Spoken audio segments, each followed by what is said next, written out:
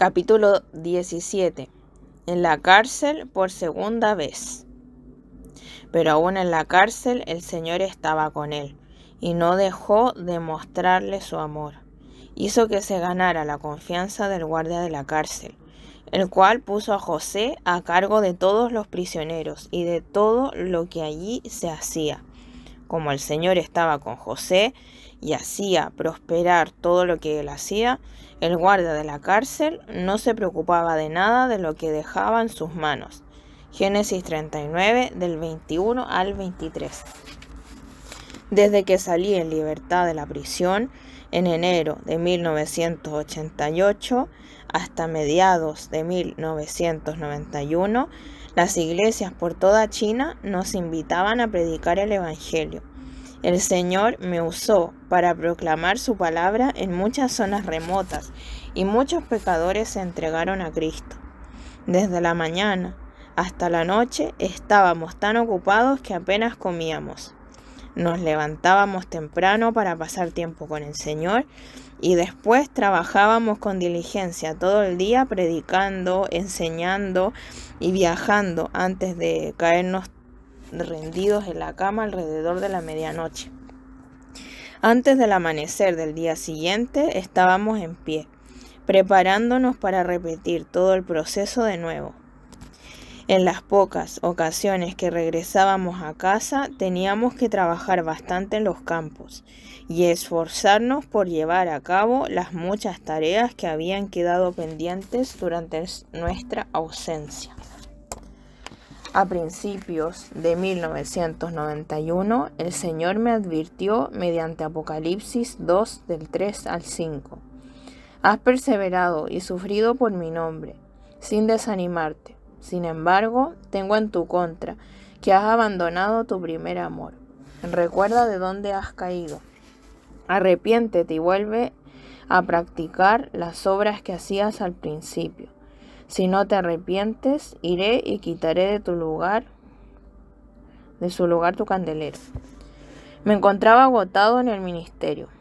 En mayo de 1991 se desató otra ola de persecución en contra de las casas e iglesias. Una noche, mientras dormíamos, mi esposa se despertó de repente de un sueño. Su corazón latía acelerado y estaba asustada por lo que había visto. «Debemos agarrar nuestras Biblias y marcharnos ahora mismo», exclamó. La tranquilicé y le pedí que me contara el sueño. Hacía viento y llovía afuera y me sentí muy sola en mi corazón, me dijo. Iba empujando una bicicleta por un camino enlodado. Llevaba sobre la bicicleta 2 bolsas de tus libros cristianos favoritos, lo que hacía que fuera casi imposible avanzar cuesta arriba hacia la colina. Empujaba con todas mis fuerzas, pero no avanzaba. Cuando me quedé agotada y a punto del desmayo, llegué a un pequeño camino. Dejé las bolsas a un lado del camino y descansé. Yun, el Señor me ha mostrado que si tú no obedeces su dirección, te van a llevar a un lugar al que no quieres ir. Dios te está avisando. Vámonos ahora mientras está oscuro. Así podemos huir de los que quieren hacernos daño. Escucha, estamos muy cerca del tiempo de la cosecha del trigo, le dije a mi esposa. Esperemos unos días y luego nos marchamos. Me pareció lógico lo que le decía y traté de que Delin viera mi punto de vista, pero me respondió. Si no me escuchas, de seguro te meterás en problemas. Te has vuelto un hombre muy obstinado y siempre tratas de ser un héroe. Ya no escuchas el consejo de los demás. Tienes que arrepentirte y orar para que Dios purifique tu corazón. En ese momento, incluso el Espíritu Santo me habló mediante Mateo 2:13. Levántate, toma al niño y a su madre y huye. Me dijo que me marchara de inmediato, pero no escuché su advertencia. Debido a que llevaba meses actuando basado en mis propias fuerzas, tenía agotamiento físico, emocional y espiritual. Mi visión espiritual se había debilitado y mi oído endurecido. El orgullo se había apoderado de mi corazón y me ahogaba. En vez de obedecer la voz de Dios, razonaba con la lógica humana y basaba mis decisiones en mi propia sabiduría. Mis compañeros de ministerio me habían advertido que me quedara en casa, pero no prestaba atención a su consejo. No esperaba en el Señor con un corazón puro. Estaba cansado, extenuado y reincidía en mi corazón. El ministerio se había convertido en un ídolo. El trabajo por Dios había sustituido el amor de Dios. Ocultaba mi condición a los que oraban por mí y seguía adelante impulsado por mis propias habilidades, hasta que Dios decidió intervenir en su amor y misericordia. Me levantaba cada día a las 5 en punto de la mañana y oraba con otros líderes de la iglesia, y todavía leía la Biblia cada día, pero hacía estas cosas por hábito y obligación, no por un espíritu dispuesto que fluía de mi comunión con Jesús. A principios de ese año, el gobierno central había anunciado planes de arrestar a los líderes de las casas iglesias que se negaran a unirse al movimiento de la Iglesia Patriótica de las 3 autonomías. Aprobaron una ley que declaraba ilegales las reuniones de las casas iglesias. Esto permitía a las autoridades procesarnos con todo el peso de la ley. 4 días después del sueño de Deling, agentes vestidos de paisano me tendieron una emboscada fuera de mi casa. Me arrestaron y me esposaron. Cada 3 o 4 días habían estado llegando a mi casa buscándome, pero no me habían encontrado porque siempre estaba yendo o viniendo a reuniones en alguna parte. Debido a mi desobediencia y falta de respeto por el Señor, mi esposa y compañeros de ministerio, me vi encarcelado por segunda vez. El Señor vio que estaba agotado, así que en su gracia me permitió descansar detrás de las rejas de la cárcel por un tiempo para que aprendiera de la vida espiritual interna. Si es un siervo del Señor, le animo a que vigile con humildad su forma de actuar, a fin de que no caiga en el mismo error. El Señor Dios es celoso y desea que seamos suyos por completo. Es el amante de nuestras almas. Si nos atrevemos a interponer alguna cosa en nuestra relación con Jesús, aunque sea el trabajo por el Señor, nos veremos atrapados. Si se siente agotado, pare, descanse. Su lámpara necesita llenarse a cada momento con el aceite del Señor, o su luz se apagará. Recuerde que en el arrepentimiento y la calma está su salvación. En la serenidad y la confianza está su fuerza. Pero ustedes no lo quieren reconocer. Por eso el Señor los espera, para tenerles piedad. Por eso se levanta para mostrarles compasión, porque el Señor es un Dios de justicia. Dichosos todos los que en Él esperan. Isaías 30, 15, 18. En mi juicio me acusaron de graves perturbaciones del orden social. El juez me advirtió muy en serio. Hoy le sentenciamos a la prisión y al campo de trabajo de Da'an. Nos han llegado noticias de que puede trastornar el mundo a su alrededor. Sabemos que predica el cristianismo por todas partes y que en pocos días logrará convencer a muchos para que sigan sus enseñanzas. Si hace eso en Da'an, nos veremos obligados a enseñarle una dolorosa lección que nunca olvidará. A mi colaborador, el hermano Chuan, y a mí nos sentenciaron a 3 años de trabajos forzados. Los guardias nos esposaron y nos hicieron sentar entre 2 criminales. Nos metieron en un vehículo y nos enviaron a un centro de detención para tenernos encerrados allí por varios meses antes de enviarnos de forma oficial al campo de trabajo. Ya era consciente de que había caído en esa situación por culpa de mi pecado y orgullo. Después de llegar al centro de detención, me arrepentí con muchas lágrimas y me entregué a la gracia y misericordia divinas. Él me perdonó y aumentó mi fe. Cuando entré en la prisión, el Espíritu Santo me habló al corazón mediante el siguiente pasaje. ¿Quién les va a hacer daño si se esfuerzan por hacer el bien? Dichosos si sufren por causa de la justicia. No teman lo que ellos temen, ni se dejen asustar. Más bien, honren en su corazón a Cristo como Señor. Estén siempre preparados para responder a todo el que les pida razón de la esperanza que hay en ustedes. Pero háganlo con gentileza y respeto, manteniendo la conciencia limpia, para que los que hablan mal de la buena conducta de ustedes en Cristo se avergüencen de sus calumnias. Primera de Pedro 3, del 13 al 16. A todos los nuevos presos, al menos durante los primeros días, se les da la bienvenida, entre comillas, a la cárcel, con severas palizas y torturas. Esto lo hacen sobre todo con los que ya han estado antes en prisión. Los guardias no son los que llevan a cabo la mayoría de estas palizas, sino los líderes de las celdas en la prisión. Es la manera que tienen estos hombres brutales de hacer sentir su autoridad y demostrar a los recién llegados quién es el jefe. Su autoridad, los guardias que se mantienen al margen y no hacen nada para evitarlo. Ya estaba preparado para recibir una paliza, pero uno de los oficiales de la prisión se había enterado del ingreso de un pastor cristiano en la prisión y planeó la manera de librarme del castigo. Así que vino y me preguntó: ¿eres el que cree en Cristo Jesús? Sí, le contesté.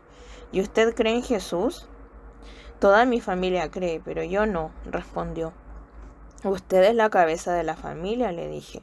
¿Por qué no cree personalmente en él? Sonrió negándose a responder mi pregunta. Dijo: hablaremos de esto más tarde. Así que ahora dime, ¿en qué puedo ayudarte? Si es posible, afloje un poco las esposas, le dije a aquel amable oficial con un corazón lleno de agradecimiento. Ya están cortando las muñecas. ¿Quieres enviarle un mensaje a tu familia?, me preguntó después. Me gustaría ayudarte. A los pocos días llegaron mi familia y unos colaboradores y les permitieron visitarme, gracias a la ayuda divina y a la buena actitud de ese oficial de prisiones. Le di gracias a Dios. Esta fue una bienvenida a la prisión muy diferente de la de mi primera experiencia en 1984. En octubre de 1991, a los 5 meses de mi arresto, los del BSP enviaron un equipo especial de guardias armados para llevarnos a mí y a otros presos desde el centro de detención hasta el campo de trabajo de Da'an, que está ubicado en el condado de Ruyang, al noreste de la provincia de Henan. Cuando llegamos, el jefe de los guardias dijo: este es el líder Yun, el gran agitador y contrarrevolucionario. Los oficiales de la prisión se reunieron a mi alrededor y me preguntaron: ¿conoces a Tsu Gongse, el cabecilla de los contrarrevolucionarios? ¿Conoces al pastor llamado la gallina fiel? Esos hombres creen en Jesús, les contesté. No trates de engañarnos, dijeron los oficiales sacando mi expediente. Sabemos que eres socio de crímenes de esos hombres. En los primeros días en el campo de trabajo no me permitían hablar con nadie, y a nadie le permitían que hablara conmigo. Los demás presos pensaban que debía ser un individuo muy malo, quizá un asesino o violador. Me golpearon con severidad. Los hombres de ese lugar necesitaban de verdad el evangelio. En el campo había muchos presos enfermos y desnutridos. Algunos se encontraban tan enfermos que se quedaban acostados todo el día esperando morir. Durante los primeros meses, los guardias me vigilaban muy de cerca, pero nunca discutí de política. El Señor me permitió ver a los demás hombres a través de sus ojos de compasión. Cada vez que tenía la oportunidad, oraba por los enfermos y les hablaba del Evangelio a mis compañeros de prisión. Lograba hacer esto al hacer que los guardias pensaran que era un hábil masajista. Mientras les daba masajes a los enfermos, les hablaba en secreto del Evangelio y oraba por ellos. De esta manera, muchos recibieron al Señor Jesús con lágrimas en sus ojos y se sanaron de sus males. Muy pronto, cada preso y guardia sabía que era un creyente en Cristo y que su poder para salvar y sanar estaba a su disposición. Un día les hablaba del Evangelio a un grupo de presos. El gozo del Señor estaba en sus corazones. Varios guardias comentaron: miren, este criminal es incluso más feliz que nosotros y nosotros estamos libres. Vamos a pedirle que nos cante algo. Les canté mi himno favorito. Que el mundo sepa que tengo un Salvador, su nombre es Jesús. Cada vez que los presos regresaban a sus celdas, les enseñaban a sus compañeros las canciones que aprendían y lo que me escuchaban hablar. Estos hombres estaban dispuestos a aferrarse a cualquier luz espiritual que les llegara, debido a la dura realidad de sus vidas y a su situación tan carente de esperanza. Sentían que no tenían esperanza ni gozo futuros, así que recibían la palabra de Dios como una perla preciosa. Un día, el director de la prisión sufrió un accidente de un fuerte tortícolis, por lo que me pidió que le diera un masaje. Le hablé y pronto se dio cuenta de que no era el tipo de persona que indicaba mi expediente. Me dijo: tú no actúas como la persona de la que el BSP nos advirtió. Te hemos estado observando con detenimiento durante meses. Todos los guardias y presos tienen una buena impresión de ti. Así que he decidido que seas el líder de tu celda. Tendrás la responsabilidad de la moral y el comportamiento de los otros presos, y de asegurarte que hagan su trabajo como es debido. La actitud de los jefes de la prisión hacia mí cambió para bien. Me transfirieron a la oficina principal del campo de trabajo y me dieron allí varias tareas. Algunas de mis nuevas labores incluían organizar los programas educacionales para los presos y seleccionar la música que se transmitiría por los altavoces de la prisión. Me hicieron bibliotecario de la prisión e incluso ayudé a editar los informes que se enviaban al gobierno sobre cómo cambiaba y mejoraba la vida de los presos. Casi nunca asistía al instituto. La enfermedad de mi padre significó que tuve que quedarme en casa y trabajar, pero ahora el Señor me promovía. Estuve trabajando en 4 departamentos diferentes: dirección, educación, administración y sanidad. Había algunos graduados universitarios entre los demás presos, pero el favor del Señor estuvo conmigo y eso hizo que me promovieran. Mis primeras 2 temporadas en prisión me trajeron experiencias muy diferentes. No obstante, parecía que encajaban bien en los planes de Dios para mi vida. Toda la experiencia fue como un seminario en Biblia, muy necesario para mí. Aprendí mucho sobre el carácter de Dios y me enseñó cómo ser un testigo viviente de Él. No me persiguieron ni me torturaron como me sucedió en mi primer encarcelamiento. Mis primeros 4 años fueron como José, cuando lo metieron en la cárcel. Le difamaron y persiguieron. Entonces, mi segunda vez fue como cuando exaltaron a José y lo colocaron en una posición de influencia y autoridad. Aprendí el verdadero significado de la Escritura. La exaltación no viene del oriente, ni del occidente, ni del sur, sino que es Dios el que juzga, a unos humilla y a otros exalta. Salmo 75, del 6 al 7. Déjeme aclarar que, sin embargo, no era del todo libre para hacer lo que quisiera. No permitían que mis compañeros de ministerio me visitaran. Solo las personas que contaban con un permiso oficial escrito de las autoridades podían entrar en el campo de trabajo.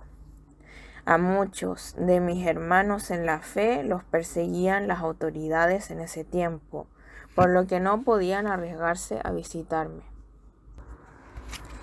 Recibía muy pocas noticias del mundo exterior. Tampoco me permitían enviar ni recibir cartas. A pesar de esas limitaciones, el Señor hizo cosas maravillosas para ayudarme. A lo largo del muro de la prisión había una hilera de pequeñas tiendas. Estas tiendas tenían unas diminutas ventanas que daban al muro y que les permitía a los presos comprar alimentos y otros artículos menores. Un día me di cuenta que la dueña de una de esas tiendas tenía un himnario de la Iglesia Patriótica de las Tres Autonomías en el mostrador que tenía detrás. «Por favor, ¿puedo ver ese libro?», le pregunté. «No, usted no necesita ver mi libro», me contestó con brusquedad. «No es asunto suyo». Me ocultó en el interior del mostrador. La mujer era una creyente que asistía a la Iglesia Patriótica de las Tres Autonomías. Pensaba que todos los presos eran gente mala, de modo que no creía que pudieran encontrar interesante su himnario. «Me he dado cuenta que ese libro es un himnario», le dije. «Me gustaría mucho poder verlo porque hay varios himnos que puedo cantar». «No hay ningún hombre bueno ahí dentro», me dijo en tono de burla. «¿De qué le sirve?» «Tía, soy un verdadero cristiano. Estoy en la prisión por causa del Evangelio y del testimonio de Jesús. Por favor, déjeme cantarle un himno del libro». Ella se sintió avergonzada por la manera en que me había hablado. Abrió el libro por la página determinada en la que había cierto himno que conocía. Con lágrimas en mis ojos, canté. «Alaba a Dios sin cesar. Den gracias a mi Salvador desde ahora y para siempre. Miren, el Hijo de Dios fue crucificado, clavado en la cruz del Calvario por mí y por ti. El amor de Dios está sobre nuestra familia y nuestros amigos. Pecadores, reciban la gracia de Dios hoy. Diablo, fuera de nuestra presencia. Miren, el Hijo de Dios fue crucificado, clavado en la cruz del Calvario por ti y por mí». Esa hermana anciana lloró de gozo. Sacó su mano por la ventana, agarró mi brazo con fuerza y me dijo: «Que el Señor consuele tu corazón. Toma el libro y quédate con él». 2 días más tarde regresé a la tienda. Ella me dijo que cuando llegó a su casa el Señor le dijo: «Les aseguro que todo lo que hicieron por uno de mis hermanos, aún por el más pequeño, lo hicieron por mí». Mateo 25:40. No sabía qué hacer para bendecirme, así que cocinó algunos platos y le pidió a otra hermana que me llevara a escondidas la deliciosa comida a fin de bendecirme en el nombre de Jesús. Me pidió que de vez en cuando fuera a la ventana de su tienda. Así podía hablarles de la palabra de Dios a ella y a sus amigos. Ellos entraron a formar parte de un profundo compañerismo con el Señor. Esta amada hermana se ofreció a ser la mensajera para pasar cartas entre mi familia, colaboradores y yo. Dios la usó para traerme gran consuelo a través de la bendición de la pequeña ventana en el muro.